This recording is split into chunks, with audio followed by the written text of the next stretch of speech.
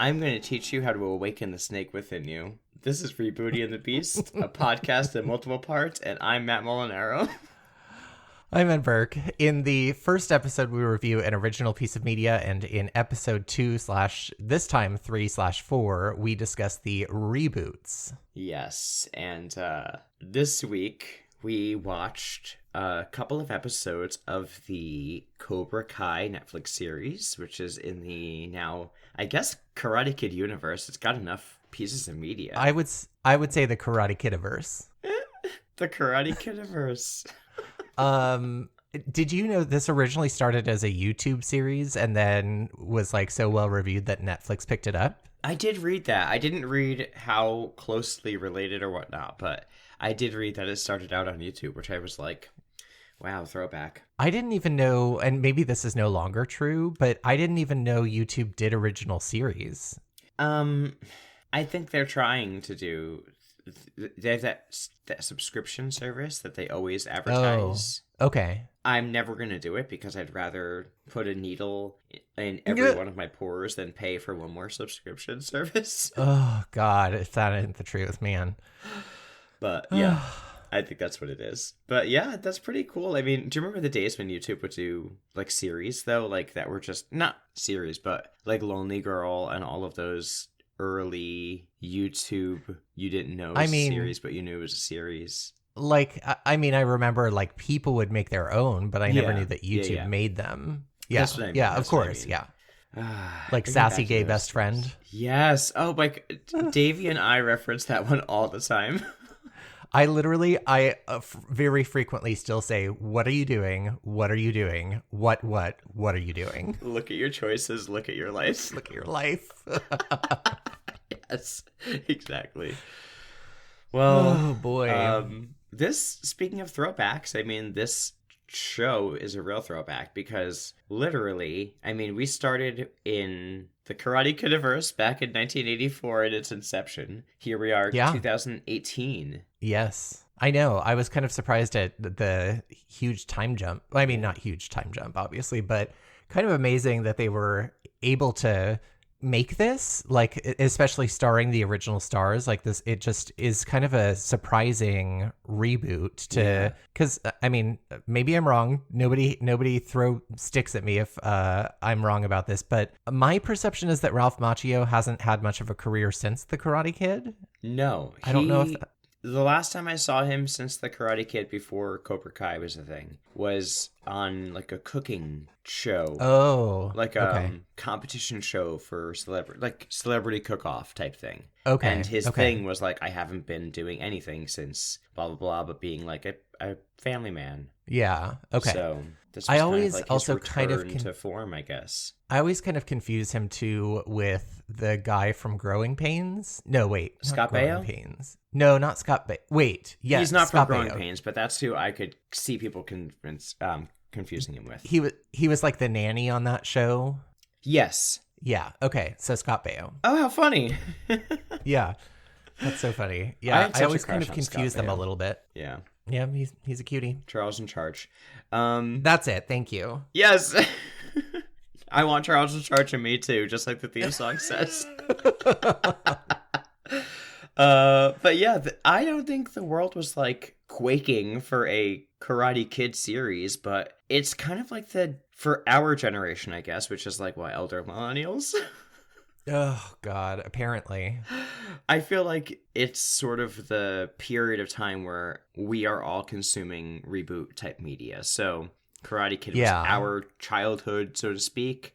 And so it's like prime time to try, and it just hit. It just hit well because it's still it's got another season coming out, I think. Still, yeah, I think it's on the 6th season, or the 6th season has come out. And it's other than the 6th season. I was just looking at the reviews. Other than the sixth season, it's gotten pretty good reviews. Yeah, I know people who have recommended it to me in the past, and I've always been like, oh yeah, I liked Karate Kid, but you know, it's been on my quote unquote my list forever.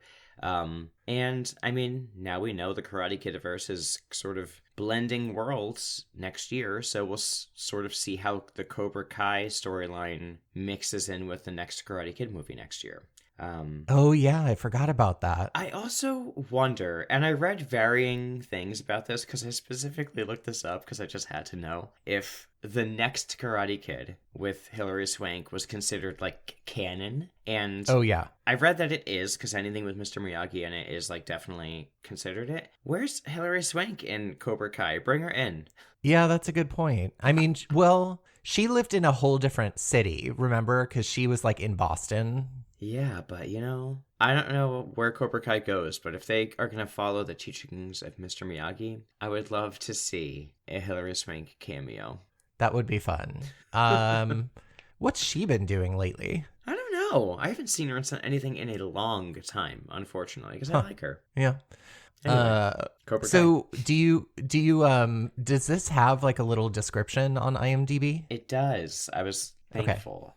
Okay. So it says here, decades after their 1984 All Valley Karate Tournament bout, a middle-aged, rude, Daniel LaRusso and Johnny Lawrence find themselves martial arts rivals again. Okay. Yeah, it was kind of surprising. Episode 1 opens with the karate tournament, like actual footage from the movie. Although I thought that was great too. I was actually reading that when they were making this, they found like tons of archival footage of the original movie where things were shot from like different angles and footage that had never been seen or used before. And so they're able to use that throughout the series, apparently.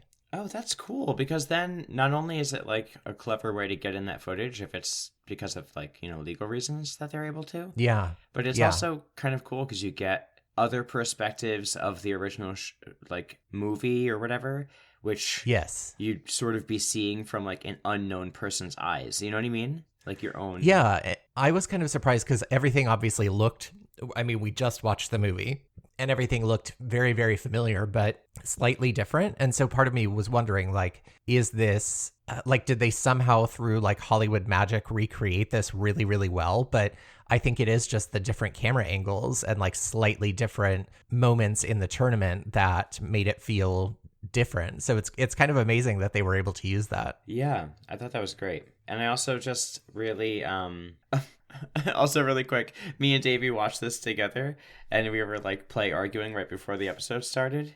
And then the title came on the screen, Ace Degenerate. And I go, oh, it's called Davey. You're so rude. I know. He was like, anyway, move on. But yeah, I really loved that. Yeah, I did too. So it opens with that tournament, of course, of Johnny being, his name is Johnny, right? Yes. Okay. Being beaten by Daniel LaRusso. And then we kind of like immediately flash to present day where he appears to not be doing particularly well. No, not at all. He's like, there's alcohol bottles everywhere, very heavy-handed. He's bags of chips in bed with him. yeah, exactly. We've all had those moments. I mean, that's true for sure. But crumbs in bed, absolutely not. So then, and then there's also like a photo of a kid on his fridge, and it's like the only photo. So you already get the idea and there's no kid to be seen, so you get the idea. He's had a kid and he's not in his life right from the first time. I didn't even catch the kid on the fridge. Oh yeah, they like pan over to like some kid in a baseball uniform or some shit. Oh, okay. Well, he kind of it's so funny. I will say I kind of like all the nods to the original series or original movie in the series, because like he is now the maintenance man apparently. Mm-hmm. And there's like a new kid who moved in. He's like, hey, and like he's like the hot water in our apartment is broken or whatever, which I thought was a very funny nod to like multiple past Karate Kids. Although, unlike Mr. Miyagi and Jackie Chan, he is not quite so kind and friendly and is seemingly super racist and xenophobic as well. Oh, yeah. Very, very racist. Because he refers, his name is Miguel, and he calls him Menudo and also calls him an immigrant, which is not charming at all. But I think it's kind of interesting. I was trying to figure out, I'm not sure if I'll keep watching after these first two episodes. I might, but I was trying to figure out, like, they make him obviously not a likable guy, but it's sort of his storyline we're following of like everything fell to shit after he lost that karate tournament, basically. And so is he going to have a redemption story and become like a decent human being, or are we just going to use him as this plot device to be an awful character for everyone else? I don't know. It'll be interesting. It would be interesting to see how that all plays out. I'm presuming it's going to be... he's got to have a character arc where he gets over the racist stuff, for sure. Like, well, yeah, I hope so. For sure. I mean, he's clearly training this kid, Miguel, so he's not going to continue to train him and not find a awakening here. Sense of decency about him. So I can't imagine in 2018 that this would be how they would start him out in the first scene, showing him as like a vicious racist, and not fix that. I imagine that if I feel the same way, I think we might continue to watch it at some point, but not right away. Yeah. But I feel like they're going to make it where he's just a lot more relatable than he was in the first movie, and they're showing how Johnny could be not Johnny, how Danny could be maybe seen in a different way than he was the first movie, so that they're both kind of on an even playing field. Like, they're both have their vices and their virtues, and you can kind of root for either one. Yeah. I don't know what they're doing. Yeah. But it's interesting. So we kind of see him like be a handyman, and he gets fired from a job because he calls a woman the B word, and then ends up like sad and alone at like a kind of convenience store eating a piece of pizza when Miguel is Miguel like shows up, but also like this group of bullies from school show up and start bullying Miguel. And so we get kind of the same sort of plot we've seen in a couple Karate Kids of like this protagonist is about to get beat up, and suddenly this like knowledgeable karate person steps in and defends him against like a group of like 5 or 6 people. Using his karate skills, is able to fight them off. But I did kind of I liked this scene because it wasn't altruistic. Like, they were hitting his car and stuff, and so he was kind of pissed off on his own. He wasn't like solely doing it to defend Miguel. But then I don't know if you caught, like, he did like a front kick and then was like immediately like, ow, my hamstring, because he's out of shape and old now. Yeah, I loved that. I love what they seem to be doing with this show already, which I really loved, because we definitely pointed this out when we watched the original movie, is like there are actual real life repercussions to the things that are happening. Yeah. Like, the same sort of things from the original movie are happening, but this time, like, it feels more like based in real life. So it does. The kid's getting bullied and he steps in. The bullying is way more realistic. Yes. The fighting and kind of shit is way more realistic. And then the way he can't like keep up with himself, like he could do all these kicks and stuff, but he was like, ow, oh my God, I'm out of shape. Like, yes, way more realistic. And then immediately after all this happens, the cops show up. Yes, and they pepper spray him because they think he's beating up a group of kids. Movie when all this stuff was happening, and especially the next Karate Kid. But yes. Oh well, I forgot the guy was literally the head of the cops or whatever he was. Yes, but yeah, I just thought that this was so funny because even besides that, throughout this show so far in the 2 episodes, there's random like references to like you just like beat up a bunch of kids. Yes, like, yes. Let's not forget that. No, and he ends up in jail. Like, the cops pepper spray him and take him to jail for the night. But when he gets home, of course, Miguel like wants him to teach him self-defense and is like, please teach me karate. And initially he refuses because he's not a good guy. No, he's like, leave me alone. I barely wanted to help you in the first place. And he's like, and I'm not a karate teacher. And he's like, well, start a karate school. And he's like, stop being annoying. Yes. And we get some family drama. He goes into his apartment and sees his stepdad, who is played by Ed Asner. Did you recognize him? I was literally just about to look it up because I wrote Sid, and next to it I wrote Ed Asner ? Yes, yeah, it's him. I recognized him immediately. Brought back to Mary Tyler Moore. 100%. Yes, that's Spike. exactly where I know him from. But he's his stepdad in the series, and he paid his bail, and it seems like they have a pretty rocky relationship. Yeah, I would say so. Because he seems to be there to pay him off to like never have to see him again. Yeah, he's like, here's a check. I'm buying you out of my life.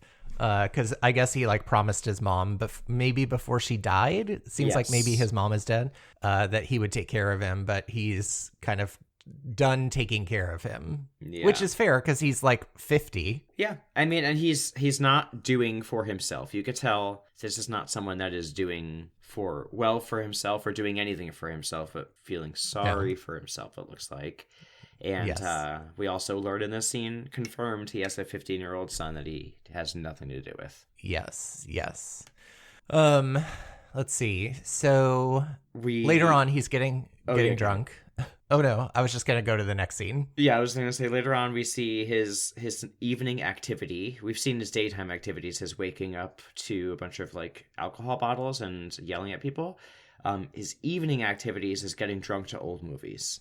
Yes. And it's kind of interesting, like I was trying to make sense of this, and so tell me if I have this right, but he was watching a movie about like two pilots, and one of them, like two fighter pilots, and one of them dies, and then it seems like the other pilot is listening to like the farewell tape of the pilot who died, and he's kind of equating it to his like flashbacks of his glory days in karate. Was that kind of what? Okay.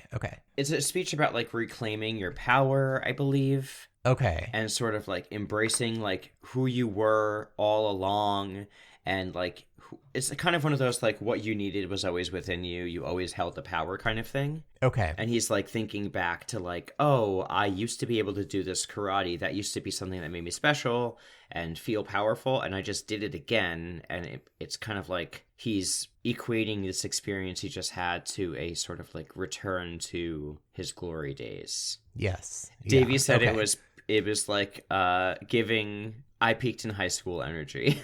Very that. Yeah. Definitely. But it was impactful. And I have to say, the music throughout the series so far has been great. I didn't really notice the music. Oh, I can't tell. I said I had to look up the names of the songs later because one of them was called Head Games, I think, during this montage scene. Okay. But I just thought it was all so 80s, so taking me back there in such a way that the original movie did. And I thought they got that right, like, very, very well. Okay. Also, I think we forgot to mention that he is kind of like haunted in his daily life by constantly seeing commercials and billboards and things of Daniel LaRusso, who's like owns a car dealership and is still using his kind of karate shtick to like cut through prices and that was things like that, which was very cheesy and very funny to me. Like that just seems so. I just like that they could have so easily made his character like the head of a dojo or something like that, but instead they like made him the head of a car dealership. It just seems much more realistic to me. Yeah, and it's so like a false sense of power. Yes. That he has out of it, because he's got 4 locations, so he's like a small town celebrity, and he's definitely you can see from his like bravado in like these big billboards and commercials everywhere, and when you meet him, he's definitely like the smarmiest of the smarms. Yeah. Okay, so Johnny is getting drunk. He sees the karate commercial. He gets real mad about it.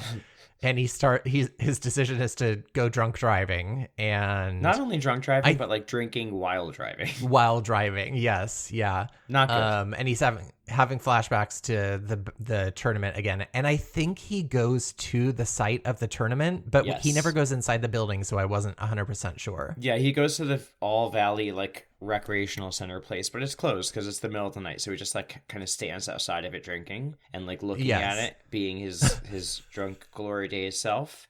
And that's when we're like shocked back to reality by the sound of the car crash behind him. Yes, because somebody has driven into his illegally parked car. And this scene made me laugh because it's like a group of teen girls who have hit this car because one of them was like texting while driving. Yes. And he gets really mad and like runs up to the car and starts like pounding on the windows and screaming at them, looking like an absolute lunatic. Oh my God. If this was in mute, this could have been like an episode of I Survived. Or The Walking Dead.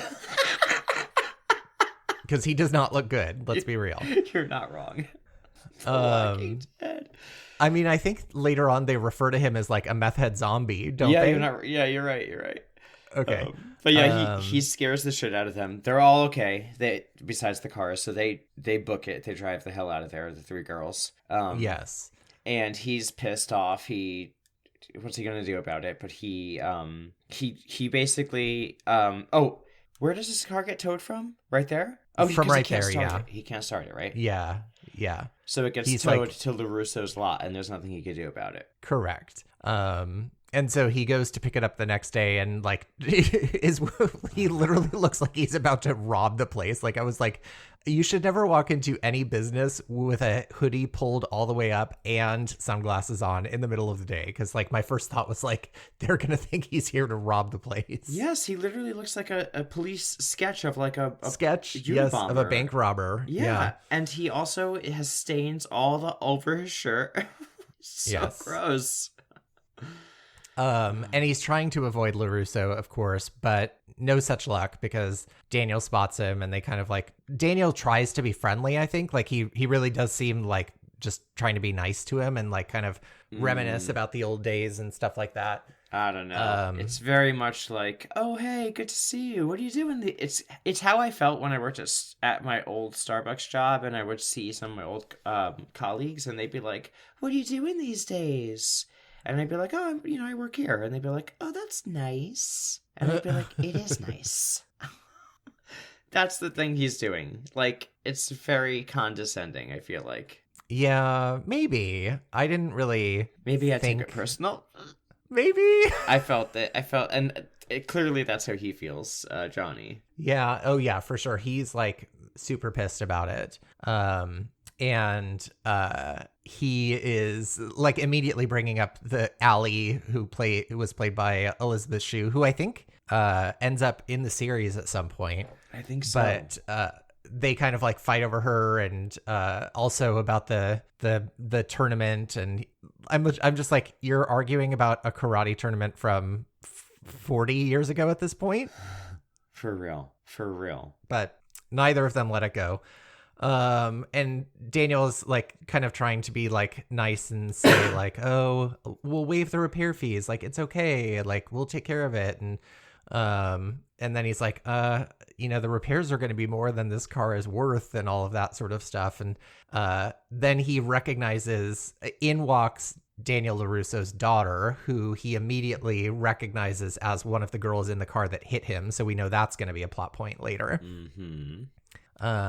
But he kind of gets all fired up from this and decides to open a Cobra Kai dojo, and he agrees to be Miguel's sensei as his like first student. So he like takes the check that Ed Asner had given him and like rents a retail space for the dojo and opens up a Cobra Kai dojo. And this is where he says the infamous line that you opened with to Miguel, "I'm going to teach you how to awaken the snake within you."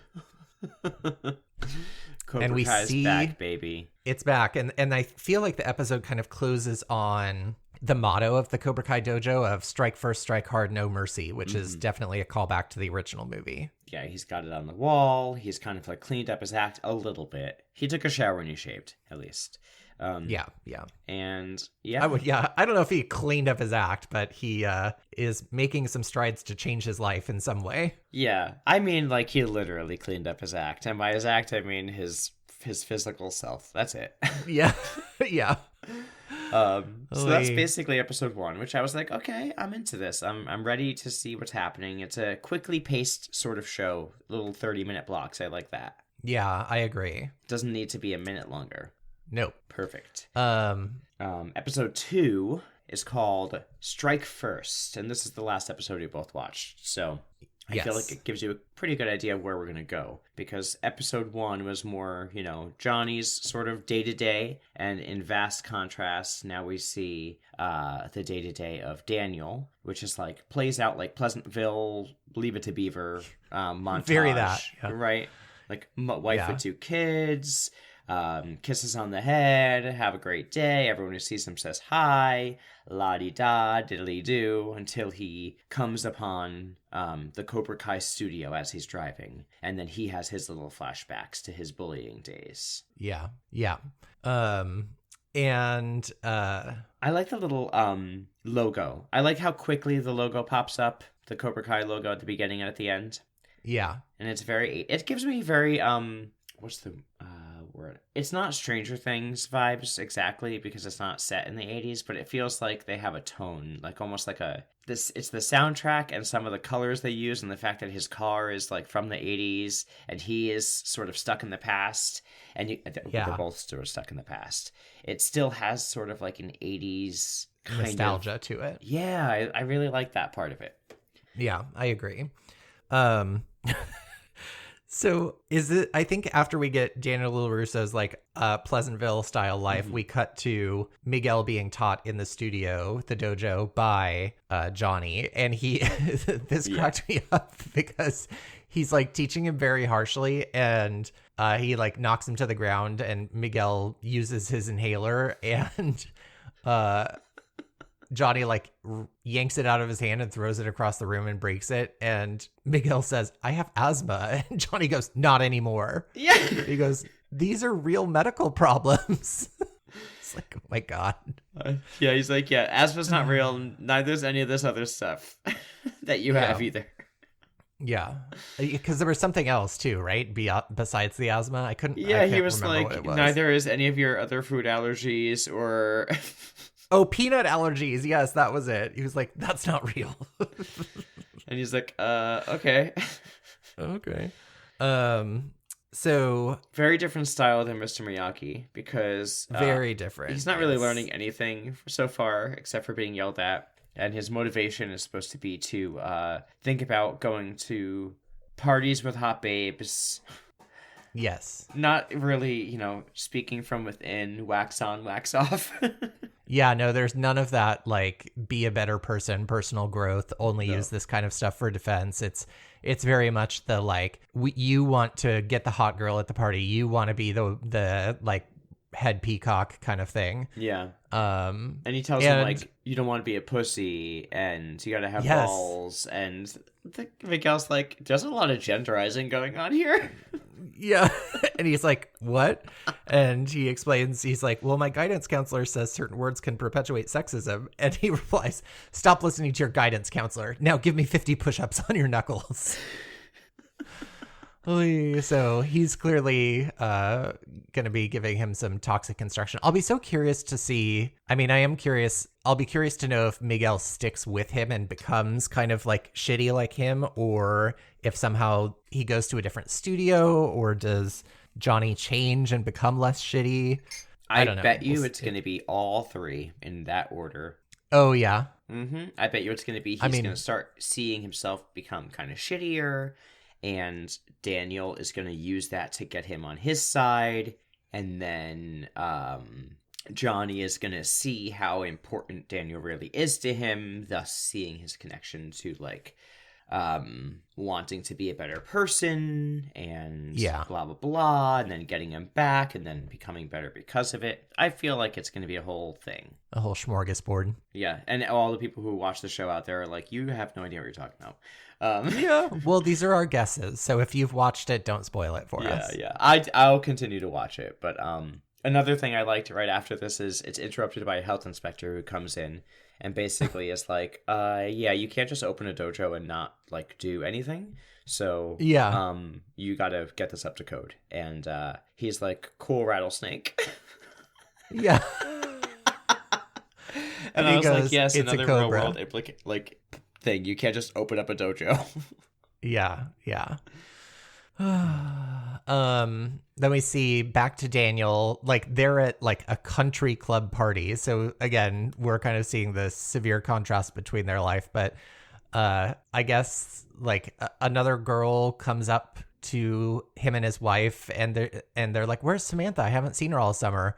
And they make up some story about her being with their grandma, but apparently like their daughter Samantha has kind of become one of the popular kids at school and basically like ditched her old friend for not being cool enough anymore. So it's just kind of funny, like, to see Daniel, who supposedly like was this good person with like good ethics in theory, and theory still has them, like he was kind of the protagonist and things are going well for him, to see his daughter being kind of shitty because now she's like fled the scene of a car crash and like dropped her old friend because her friend isn't cool enough.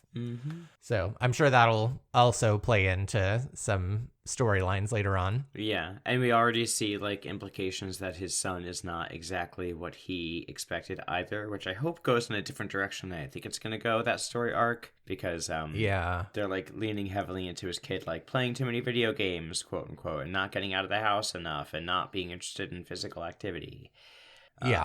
So doesn't matter who Daniel was growing up. Doesn't mean that everything's perfect. Exactly. Meanwhile, while they're at this party at the country club, they're like not sure where their daughter is, but we cut back to the LaRusso household and she is throwing a giant like rager party at the house with all her new cool friends. And which include the bullies that fought Miguel, yes. And one of them still has a black eye, so it's very obvious. Yes. They, of course, like come home and break up the party, and he's really embarrassing to his daughter. So we're going to get some conflict there, I'm sure. But he's like worried that her new friends aren't like a good influence on her. And as he's kind of like reflecting on this, we see some photos of him with Mr. Miyagi, and he says that he wishes he were still there to give some of that Miyagi wisdom. I also loved this one line when he's talking to his wife about it, like as he right before he sees the Mr. Miyagi photo. He's like, I just don't want her hanging around like this kind of crowd. And his wife is like, well, listen, like she doesn't want to get bullied. And he's like, I know a thing about bullies. I was pushed off a cliff on my bike. I was like, yes. Very true. Yes.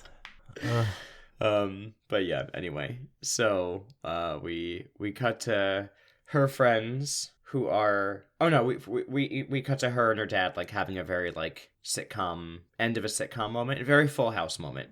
Yes, yeah. I'm sorry. No, I'm sorry. Oh, I love you. Yeah. Have a conscience. Be better. Blah blah blah. Is there any guys you like of the group? Oh yeah. Well, maybe there's one guy named Kyler. We'll invite him over to dinner. Very Seventh Heaven. It felt very CW, but I forgot to mention, because I'm sure this will come up at some point, but we do learn that he taught her karate as a child as well. So right. We get like just a little brief scene of him having been a karate instructor, at least at his house with his own kid. And I'm certain that that's going to come back in some way. Just like Julie's dad taught her karate in the next Karate Kid. Yeah, kind of. Bring her in. True. So we cut to her at school. We find out that she's kind of hanging out with who the other kids view as like the rich girls, who are essentially the mean girls. And yes, they are bullies as well. They're bullies to the other girls at school. They suck. They're terrible. And they really awful. like, listen, the girl who's playing the lead bully, she's really leaning into her character because I can't stand her.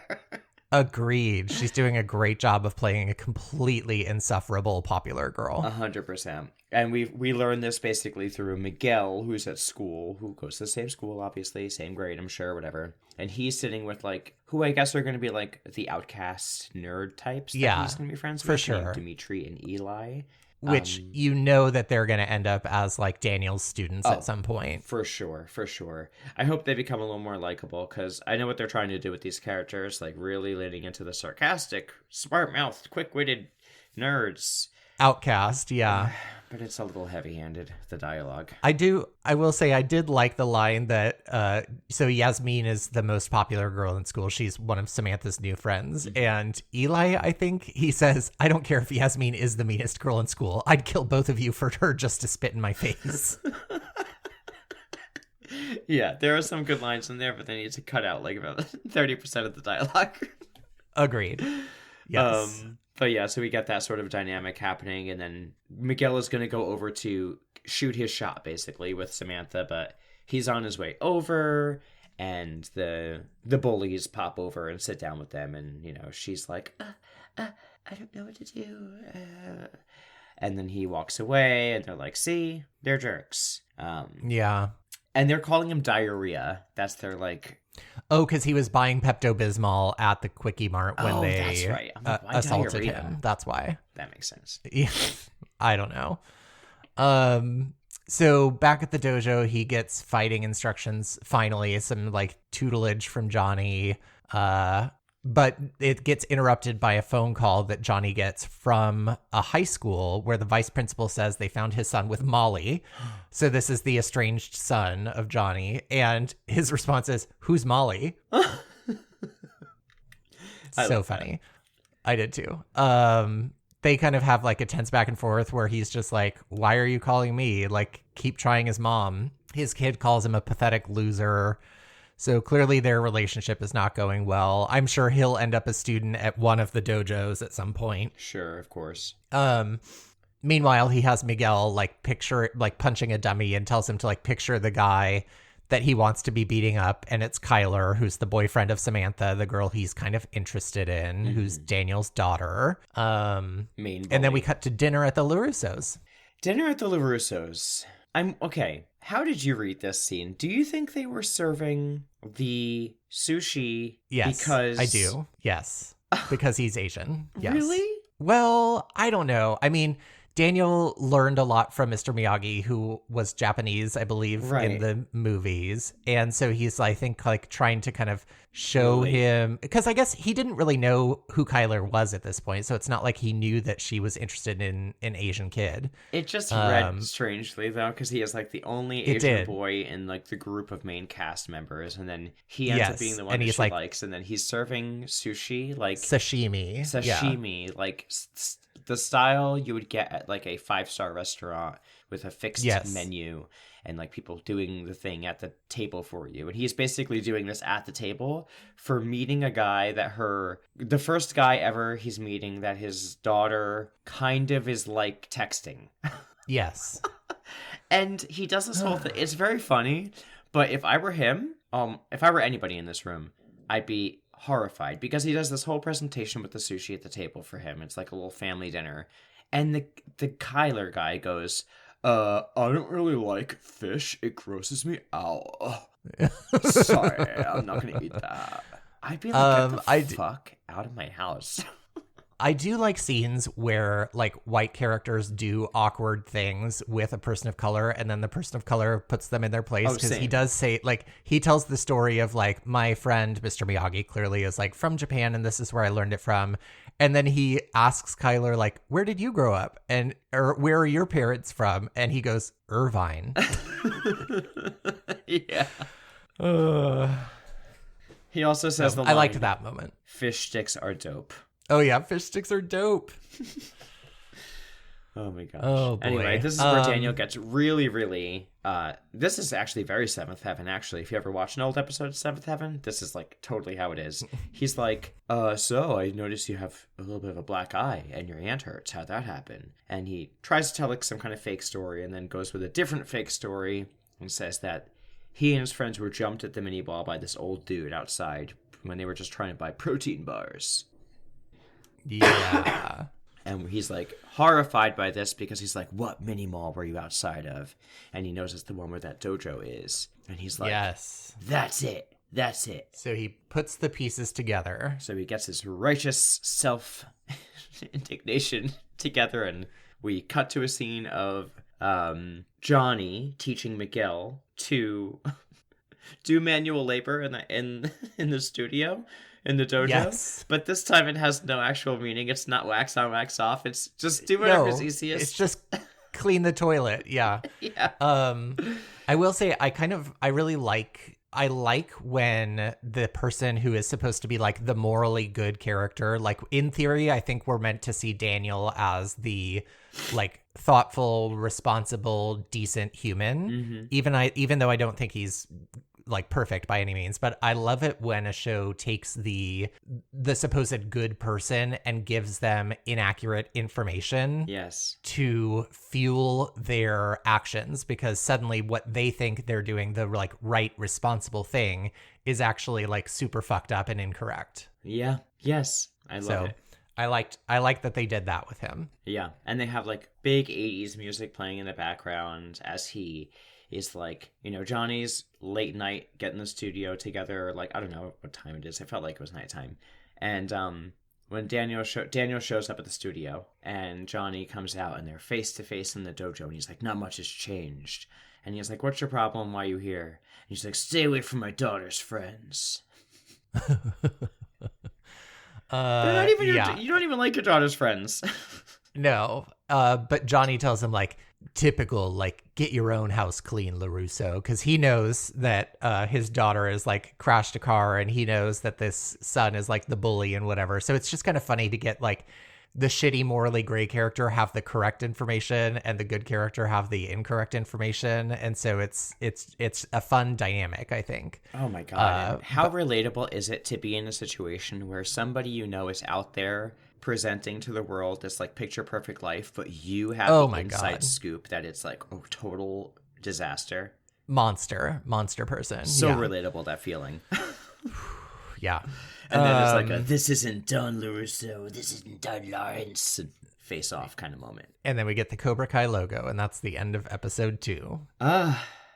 Listen, I'm not going to watch it right away because I've got a lot of other things, but I'm going to get back into this. I'm interested.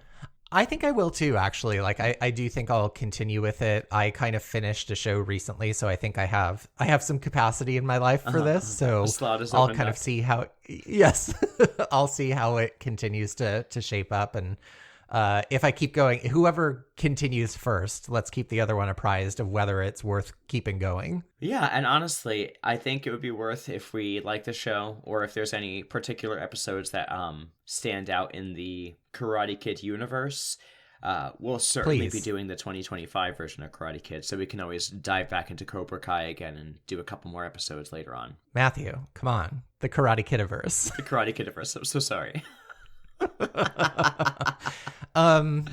So being that this is a TV show, I don't know if it'll have all the same ratings that we usually do. Okay, all right. So do you know what it got on IMDb? I was thinking the same thing, but I looked it up. So IMDb, and I don't know how they rate it across, because it's probably aggregated across seasons at this point. So okay, I imagine. So we got IMDb at 8.4. Wow. Okay. Rotten Tomatoes, tomato meter is 92%. Holy crap. I think that might be audience meter / popcorn, whatever, is 91%. So all very, very, very high. That is the second highest thing we have watched ratings wise from other people since Beauty and the Beast in 1991. Yeah. That's wild. It's high up there. What are you going to rate it? I'm going to give it like a solid 8. Like I thought it was clever in how they're rebuilding this universe. I thought the nods to the original stuff were well done. I feel like they've done a good job of like building up some realistic tension that makes me curious like how it's going to continue to evolve. So I'm going to say 8. I couldn't agree more. I give it an 8 as well. I loved it. I really enjoyed it. I don't know how good it's going to get. I'm hoping that they do some things to like rectify the characters. I think some of the dialogue is a little bit cornball. I think some of it's a little bit predictable. That's why it's not like higher, but I think it's got great potential. And I'm going to keep watching it. So that says something. I'm going to call it a beauty. What about you? Oh, for sure. A beauty for sure. Okay. And I didn't have a lot of trivia for this, but one thing I read that I thought was kind of interesting, and I wonder how you perceive this, but the way... Okay, so Ralph Macchio's character in this show is 4 years older, it says, than Mr. Miyagi's character was in the first Karate Kid. Holy crap, I would never have guessed that. Right? How much they styled Mr. Miyagi as such an older character in the movies. Old man, yeah. Whoa, that's wild. Right? I mean, I think that's crazy. And also just kind of like how much has changed over the years and how the idea of looking younger is so much more important, all of that. So, yeah. That was kind of interesting. Before we do our wrap up, I just wanted to mention the next thing that we're going to be watching, if I have this right, is Beetlejuice, and then the following week Beetlejuice, correct? Yes, I'm excited. It's going to be our first time. It's going to be our first time watching a movie in the theaters. Yeah, we're heading into spooky season, and so we decided to do a little spooky series. So I think we're gonna do Beetlejuice, and then Beetlejuice, and then maybe another spooky type thing for the following weeks. So if you have suggestions of what you would like to see after the Beetlejuice universe, let us know. Yeah, definitely. I can't wait. All right, everyone. If you're wondering, my love language is podcast reviews and podcast subscriptions. So if you'd like to show us a little love and really just activate that within me, the snake within me, subscribe to our show and write us a review. Oh my gosh. And also, please tell a friend who you think might be interested, because word of mouth is the number one reason somebody tries a podcast. And you can check us out as RebootyPod on Instagram, Twitter, or TikTok. You can find us rebootypod@gmail.com. If you want to send us a message, we love getting anything from you, so send us something. Yeah. Also, we have a Patreon, which is patreon.com/NandMatt. You get cool bonus episodes. We do movie reviews there, and we've got a whole back catalog of fun content to check out. And if you've got commitment issues, you could just do a one-time donation to us at buymeacoffee.com/NandMatt. Thanks for listening to Rebooty and the Beast. See you next week. Goodbye. Bye.